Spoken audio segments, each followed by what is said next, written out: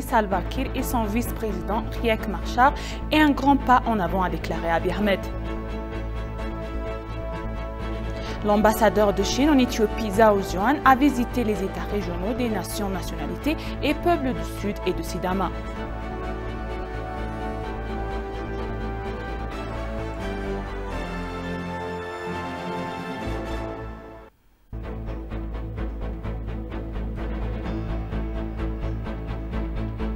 Bienvenue, chers téléspectateurs, c'est moi Eda Guerremo avec le journal du lundi 4 avril.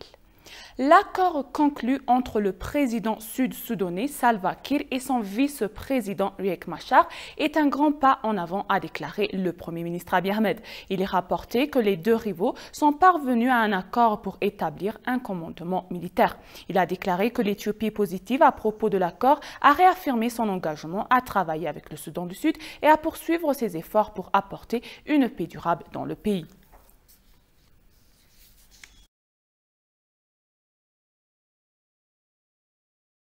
Le comité de la Croix-Rouge affirme avoir transporté 2000 tonnes d'aide humanitaire dans l'état du Tigray. L'association a commencé hier à acheminer de l'aide humanitaire vers la région du Tigray par voie terrestre. Selon Fatima Sator, porte-parole du comité international de la Croix-Rouge, des camions transportant 200 tonnes de vivres, de matériel médical et de traitement de l'eau sont entrés dans la région du Tigray. Elle a dévoilé que l'association a commencé à transporter de l'aide dans la région après 6 mois et continuera à fournir une assistance humanitaire régulière. Elle a déclaré que l'Institut avait transporté par voie aérienne des médicaments et des fournitures médicales vitaux avant de fournir une aide terrestre dans l'état de Tigray.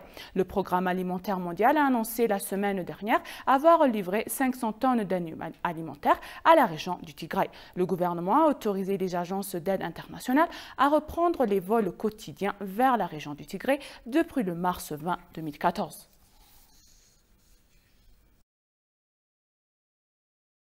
L'ambassadeur en Chine d'Éthiopie, Zhao Ziyuan, a visité les États régionaux des nations, nationalités, peuples du Sud et de Sidama. Au cours de sa visite, Zhao a rencontré des responsables gouvernementaux des régions et a effectué une visite sur le terrain dans le parc industriel de Hawassa.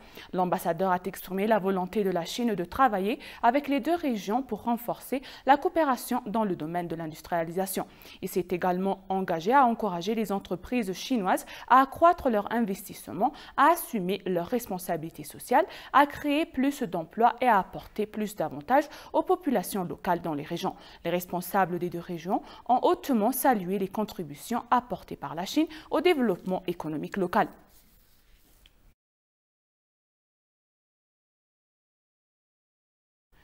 Le chef d'État régional somalien d'Éthiopie affirme que le peuple somalien a bénéficié des réformes nationales au cours des 4 années en Éthiopie. Il a déclaré à ETV que même si les réformes politiques entreprises ont été confortées à des défis, elles ont contribué à tirer des leçons. Tesfaye Olde Michael a les détails.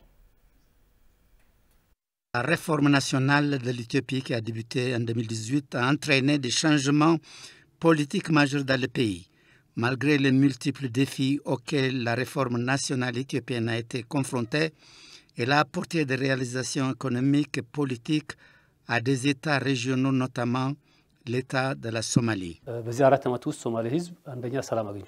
Tout d'abord, au cours de ces 4 années de réforme, l'État de la Somalie a été assez paisible et sûr pour le grand public.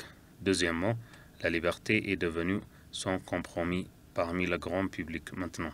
Moustapha a noté que l'image ternissant les violations des droits de l'homme dont la région était autrefois connue n'est plus un problème, a-t-il noté. L'État régional de la Somalie était autrefois connu pour ses combats, ses violations des droits de l'homme, ses prisons plus grandes et ses endroits où des actes d'abus inhumains ont eu lieu.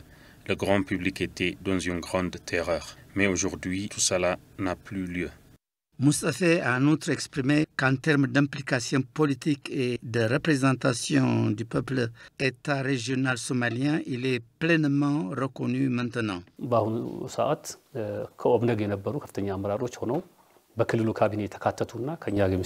Lorsque la représentation du peuple somalien est attestée par le fait d'être le vice-chef du Parti de la Prospérité, nous pouvons maintenant dire que nous sommes totalement respectés et inclus dans l'esprit d'unité et c'est en effet apprécié.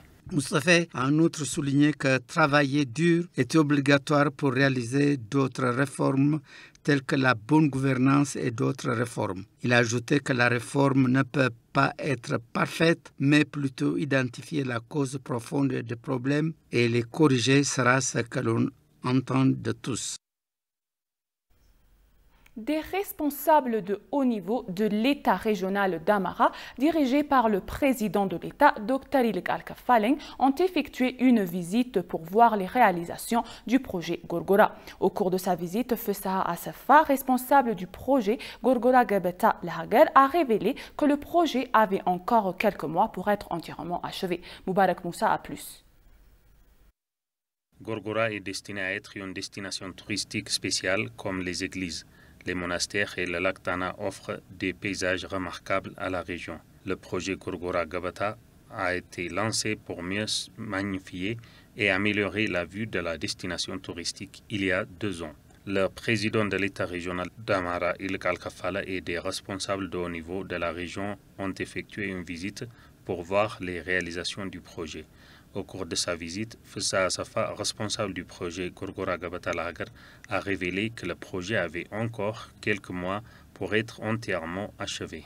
Fessaha a également souligné que la région accordera la priorité à mieux soutenir le projet après la visite effectuée par les hautes autorités de la région.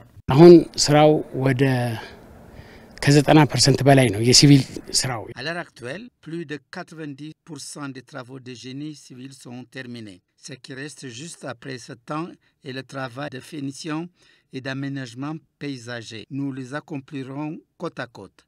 Nous avons ordonné d'importer des matériaux à l'étranger.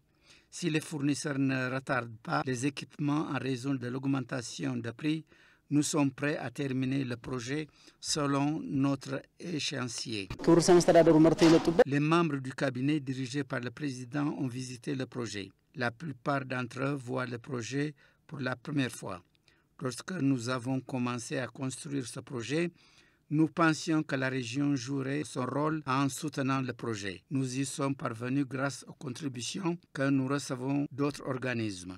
Le lac Tana et d'autres zones accessibles au plan d'eau peuvent être facilement aménagées et peuvent être des destinations touristiques selon les visiteurs.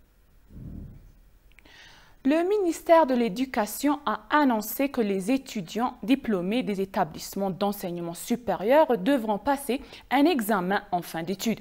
Un consortium de présidents d'universités publiques éthiopiens a tenu des discussions concernant l'examen de fin d'études à l'université d'Addis Abeba. Dans le cadre de ce plan, le ministère a eu des discussions avec les présidents des universités publiques sur la manière de mettre en œuvre le programme d'examen de fin d'études pour les programmes de premier cycle. Indiquant le plan du gouvernement pour atteindre la qualité de l'enseignement supérieur, le ministre de l'Éducation du pays a déclaré que le gouvernement ne construirait pas de nouvelles universités dans 5 prochaines années. Le président de l'université d'Addis Abeba, Asawel Dahana, a déclaré que l'examen de sortie qui devrait commencer l'année prochaine est essentiel pour garantir la qualité du système d'enseignement supérieur éthiopien. Cependant, d'autres participants se sont dit préoccupés par les obstacles à la mise en œuvre de l'examen de fin d'études. Le pays produirait plus de 150 000 diplômés chaque année.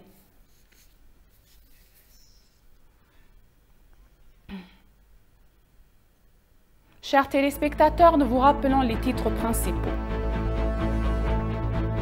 L'accord conclu entre le président sud-soudanais Salva Kiir et son vice-président Riek Machar est un grand pas en avant, a déclaré Abiy Ahmed. L'ambassadeur de Chine en Éthiopie, Zhao Ziyan, a visité les États régionaux des nations, nationalités et peuples du Sud et de Sidama. Merci, chers téléspectateurs. Ainsi s'achèvent les journaux du jour. C'était moi, Ella Garlamo. Restez avec nous avec le reste des programmes. Je vous souhaite une bonne journée.